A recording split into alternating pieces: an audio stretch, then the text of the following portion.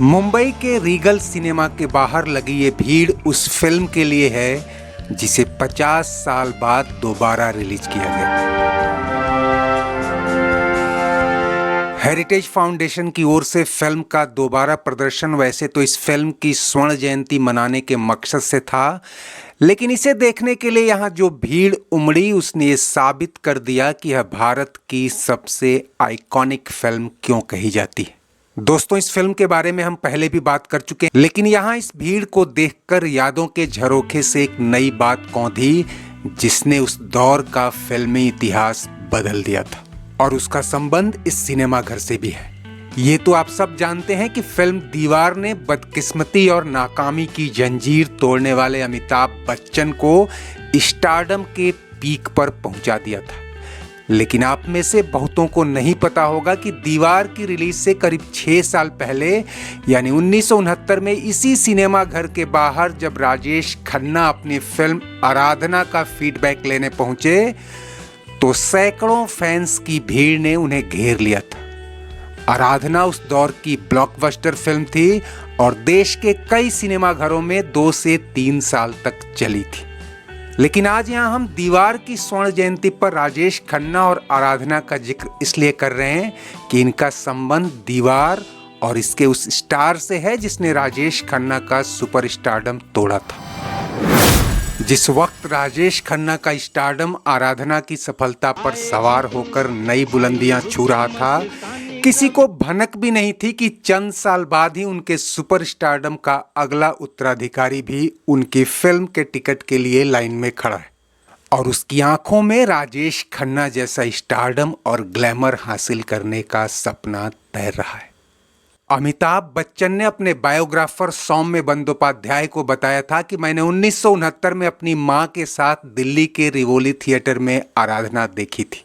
उन दिनों जवां हीरो राजेश खन्ना पर करोड़ों सिने प्रेमी लहालोट हो रहे थे। पहली बार किसी एक्टर ने अपने दौर के सभी दिग्गज सितारों और अदाकारों को ठिकाने लगाकर अपने लिए एक नया मुकाम बनाया था। अमिताभ जब मुंबई आए तो इसी थिएटर में उन्होंने एक बार फिर आराधना देखी थी।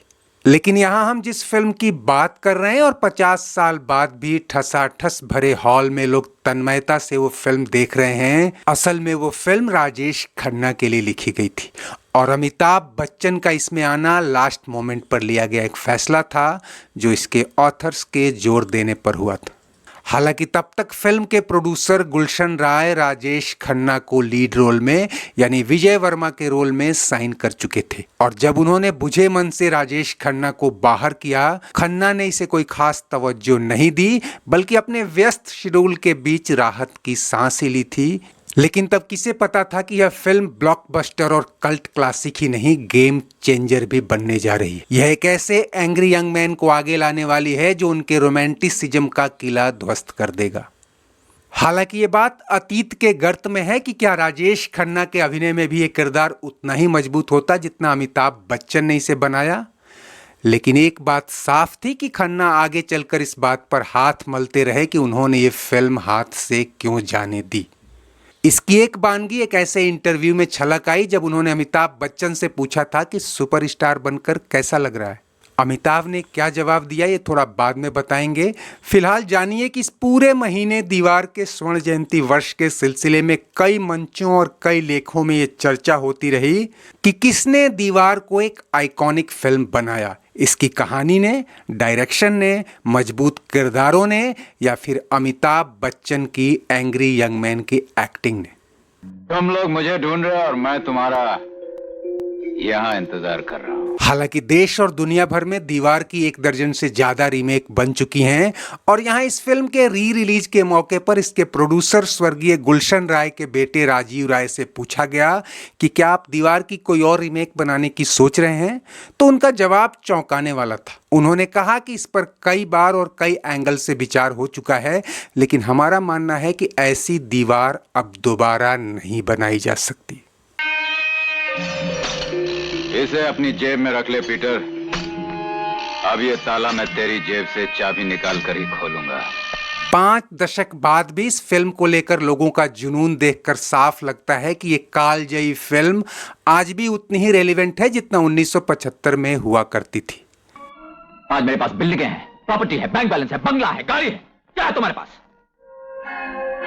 जीव राय ने बताया कि उनके पिता ने जब सलीम जावेद की कहानी को डायरेक्टर यश चोपड़ा के हवाले किया तो कई लोगों ने कहा कि यह फिल्म चोपड़ा के रोमांटिक व्यू में फिट नहीं होगी, लेकिन मेरे पिता को चोपड़ा पर भरोसा था। लेखक, निर्माता और निर्देशक तीनों इस बात पर सहमत थे कि इसे न तो एक्शन फिल्म वाला टोन देना है और ना ही किसी रोमांटिक खांचे में फिट करना है। कहानी नई है, किरदार नए हैं और हीरो भी नया ले लिया है, तो बाकी सब भी नया ही होगा। एक बार स्क्रिप्ट फाइनल हो जाने के बाद चोपड़ा को खुली छूट दे दी गई।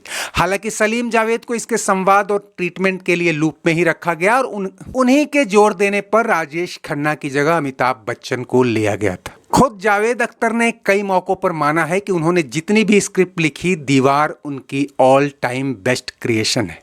अमिताभ बच्चन तो इसे शोले के ऊपर ही रखते आए हैं।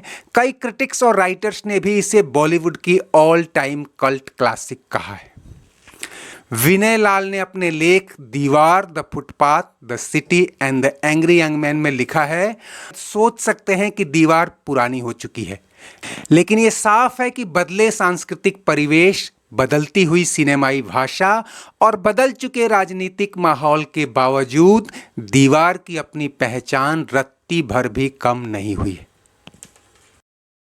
पहले उस आदमी का साइन लेकर आओ जिसने मेरी मां को गाली देकर नौकरी से निकाल दिया था। आदमी का साइन लेकर आओ जिसने मेरे हाथ पे यह लिख दिया था। और दोस्तों, ऐसा है तो सिर्फ इसलिए है कि दीवार अपने वक्त की कहानी थी। विजय वर्मा उस दौर के मजबूर, खिन्न और खिसियाए हुए लेकिन स्वाभिमानी युवक की आवाज था। का भाई रवि वर्मा भारतीय समाज और राष्ट्र की आदर्शवादी आत्मा का प्रतीक था। और सबसे बढ़कर उनकी मां शायद उस भारत की मां थी जो अब मदर इंडिया से काफी दूर तो निकल आया था, लेकिन हालात बहुत ज्यादा नहीं बदले थे। 6 महीने बाद आई शोले वैसे तो कमर्शियली इससे बड़ी और ज्यादा कमाऊ फिल्म थी, लेकिन उसका दीवार की कालजयिता और कल्ट पर कोई असर नहीं हुआ। अलबत्ता दीवार का असर बहुत चीजों पर हुआ। राजेश खन्ना को इसी थिएटर के बाहर लोगों ने सराखों पे बिठा लिया था।